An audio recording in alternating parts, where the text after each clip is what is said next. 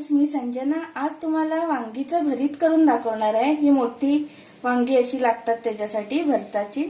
हे कारवारी स्टाईल मध्ये आज मी तुम्हाला करून दाखवणार आहे। त्यासाठी मी एक वांग घेतलेलं आहे भरताचं। त्याच्यानंतर लागणार आहे बारीक चिरलेला कांदा, एकदम फाइनली चॉप करून घ्यायचा आहे। खोबरं, ओलं खोबरं आहे हे। नंतर मीठ चवीपुरतं, ही मिरची आहे हिरवी मिरची आणि कोथिंबीर। आता आपण हे करायला सुरुवात करूया।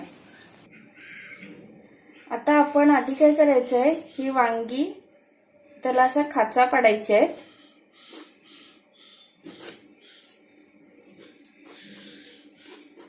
सुरीनी, म्हणजे भाजताना ते नाहीतर फुटतात। हे आता झालेलं आहे आपलं खाचा पाडून। आता अशीच मी हे एक गॅसवर झाडी ठेवायची आहे, नाहीतर आपलं बर्नर खराब होतं। आता हे आपण पूर्ण भाजून घ्यायचंय व्यवस्थित नीट।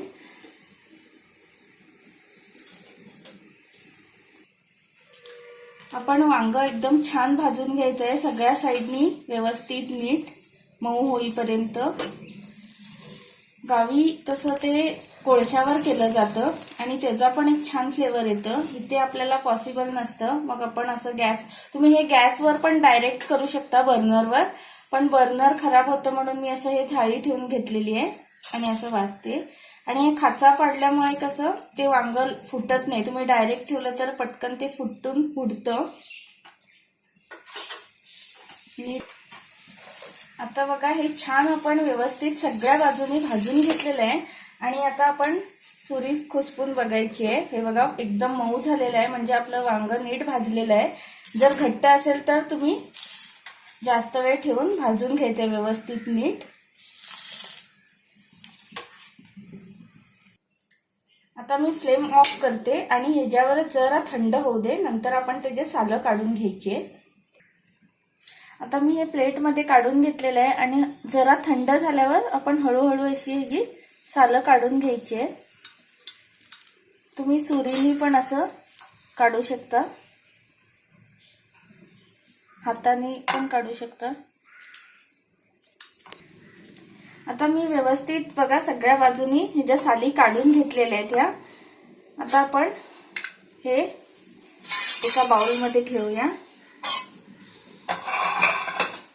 आणि त्याला छान स्मॅश करूया। जरा गरम आहे म्हणून चमच्याने करते, हाताने पण करू शकता थंड झाल्यावर।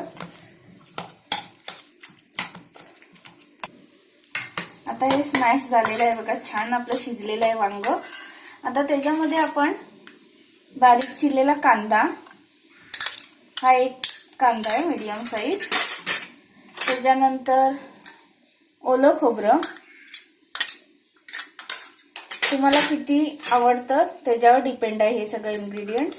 मग ग्रीन चिली, हे पण तुमच्या आवडीवर, किती तुम्हाला स्पायसी हवंय त्याच्यावर। आणि कोथिंबीर बारीक चिरलेली। आणि आता शेवटचं म्हणजे चवीपुरतं मीठ, हे बघून घालायचंय टेस्ट प्रमाणे।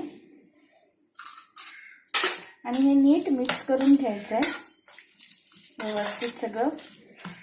ह्याच्यामध्ये आपल्याला फोडणीची वगैरे काहीच गरज नाही, फक्त वांग भाजून झाल्यावर झालं।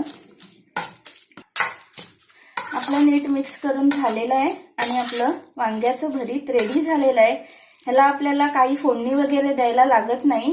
हे कच्चा कांदा, खोबरं, मिरची आणि कोथिंबीर ह्या इन्ग्रेडियंट्सनी छान त्याला टेस्ट येते। आणि आपलं कारवारी स्टाईल वांगीचं भरीत रेडी आहे। मी तुम्हाला सर्व करून दाखवते। आपलं कारवारी स्टाईल वांग्याचं भरीत रेडी झालेलं आहे। रेसिपी कशी वाटली नक्की सांगा आणि नक्की ट्राय करून पहा, कारण का ही अगदी सोपी रेसिपी आहे, झटपट होणारी। तुम्हाला आवडली तर नक्की शेअर करा आणि जे नवीन पाहणारे आहेत त्यांनी सबस्क्राइब करायला विसरू नका।